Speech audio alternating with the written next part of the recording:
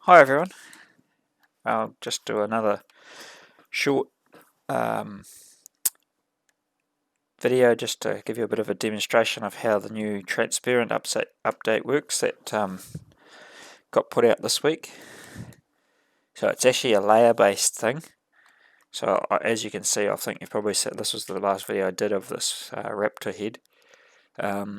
I used it for the eye, so I'll get rid of the eye.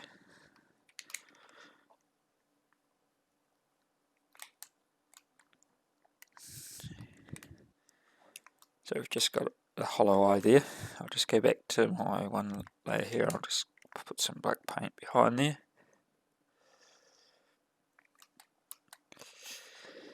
So if you go to the layers menu, where we'll go to this one if I change it. So this is, you start off, the default layer is the polygon layer, then you've got smooth, cubey, and then you've got the transparent layer, which is the new one. So it's not like a color as such, but you can use any color to color it once you've got that on that layer. So for an example, we'll get a sphere. It doesn't really matter what color it is. I'll just do white for now. We'll just do his eye.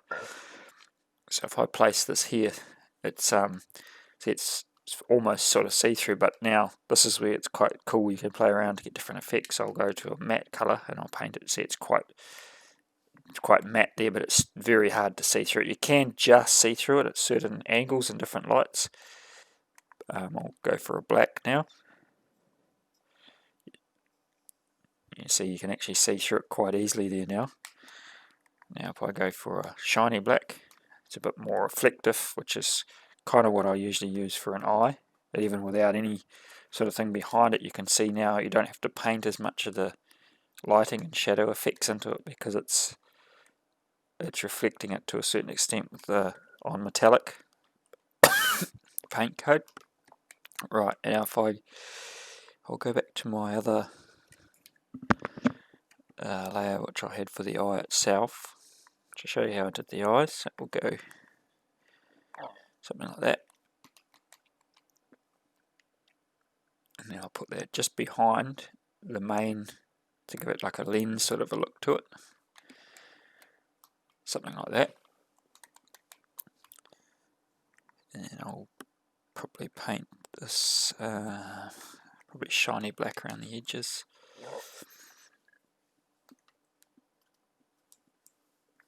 I'll get some red in there.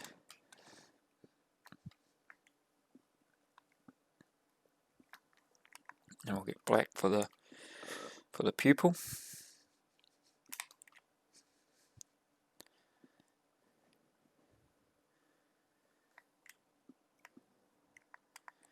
Just get a little bit of shading in there as well.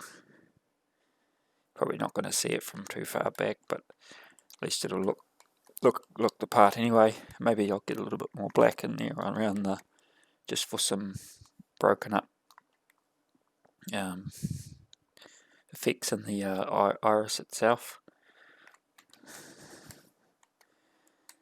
Now if I go back to the transparent layer for the outer layer on the lens, this is where you can just sort of play around and see what effects you like best. I'll go half opacity. So that's probably a little bit too contrasting, but if I go to shiny, but just depending on what effects you'd like sort of going for. If you're just wanting to do a bit of highlighting because there's none actually there, you can, if you're going to take say a screenshot from a certain perspective and it wasn't quite showing up the reflection you wanted, you can paint it in, and it's still transparent as such on that layer. But you can create really cool features with it. I haven't really yet experimented too much doing water, but I imagine playing around with it with water and the different blues and colours like that, you can come out with some pretty neat effects using the transparent layer now. And a few of you wondered how I did the tiling on it on this raptor head to make it look like this, so I'll just give a quick demonstration while we're in here. If I just grab the deflate brush, I'll just get rid of a section here on the nose.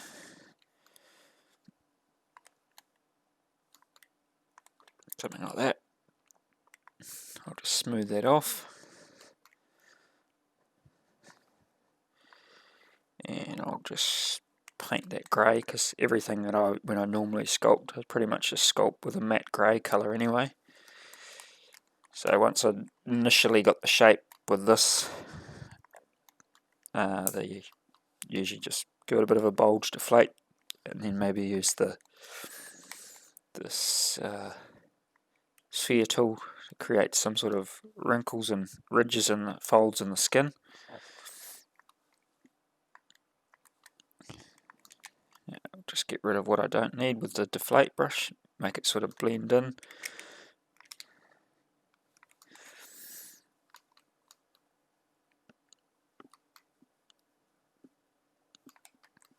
Something like that.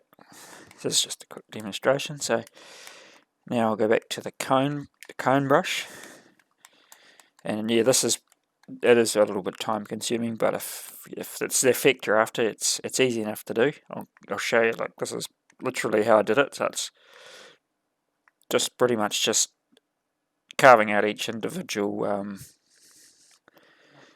scale effectively. Well, at least 50% of them, because I was using mirror mode.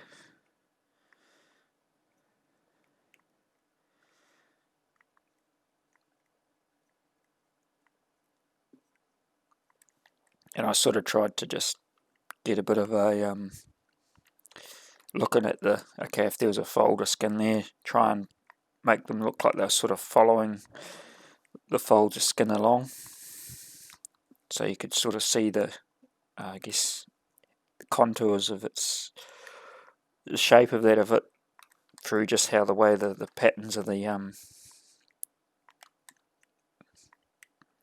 scales went. As you can see, this is why I haven't done the whole body of it yet, because it's, when you look at how many I've had to do. But I mean, I did enjoy doing it, because it's definitely worth it when you can look back at it afterwards. But I think when I've got some time, I might definitely try and do the rest of it if I can. At this stage, I just went for the head, because I'm going to try and see if I can print a life-size one, which is probably why I ended up going for so much detail, because it will be worth it if I can print it life-size, because any lack of detail will show up on a full-size print. So I'll just finish this little bit here, and then I'll show you how I coloured it. So what I did to colour it, because obviously that's just grey, I ended up going back to matte black, just blasting it straight clean with matte black, then going back to a grey, half opacity, and getting in close, and then just doing,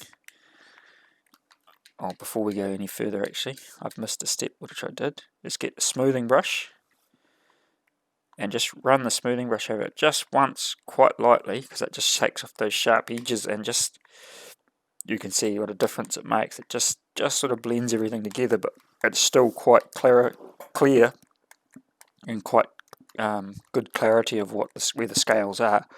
So then I'll switch back to the brush again. Now we can paint this grey, what I was talking about. So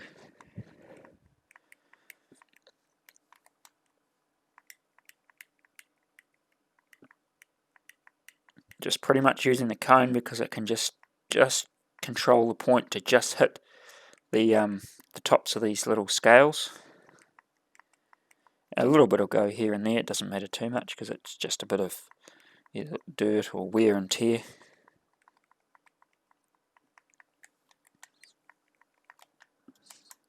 So as you can see, that's already starting to look miles better than just a flat grey surface. So now I'll get some, this is just using default palette colours too, just so it's easy. You can start playing with different random colours when you want, if you want to get really technical. This is just dabbing a little bit of colour on just random tiles and scales, really, just to break up that sort of grey monotone of it a little bit, and then I can get some darker grey here and a little bit here and there, so they're not all sort of one colour. You can even mix it up with a bit of greens in here. Maybe not whatever colour you're really after, really. Just to sort of give it a bit of a more worn, weathered sort of a look. I haven't tried a white. I'll try a white just to see some of these highlights on some of these edge ones maybe.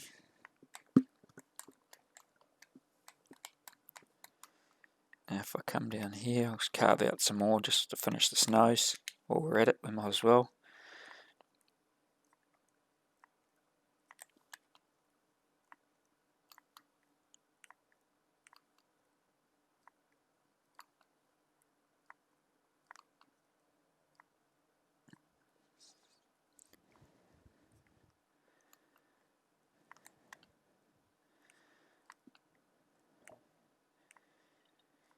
If you got mirror mode on, you only have to do 50% of the work on something like this, and you can always use the stamp tool later to change its position around if you don't like it looking too symmetrical. So then we'll just use the smooth brush again.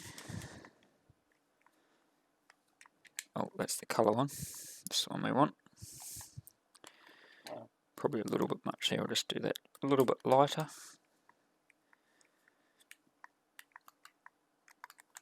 And then we'll go back to black, paintbrush, and then we'll go back to grey,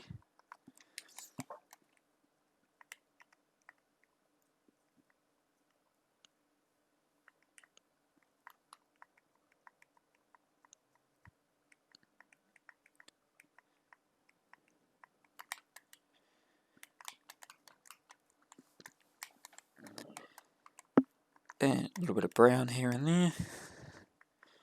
And then the other thing you can do, like if you were, how do I do this? If I got, say, the likes of this piece here, painted the grey on them, just paint this out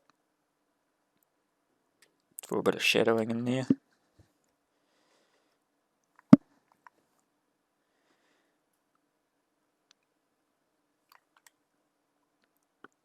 And sometimes you might miss a bit where you've gone too much grey. You can use the cone on its side, I find, on a bit of an angle, and just paint some more shading back into the gaps if you miss a bit.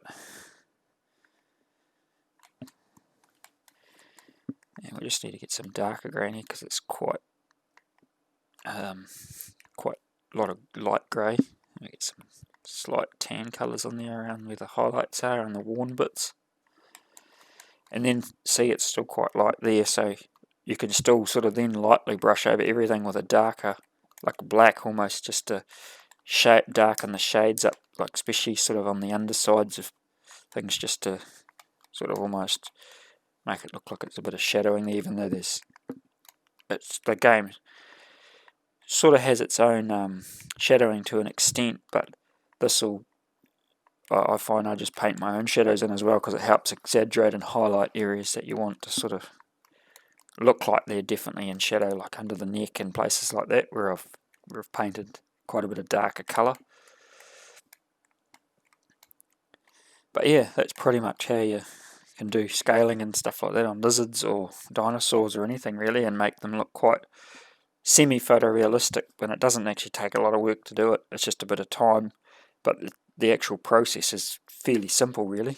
And then that was how you do eyeballs using the new transparent layer. So happy sculpting, and hope you enjoyed that, and hopefully it was helpful.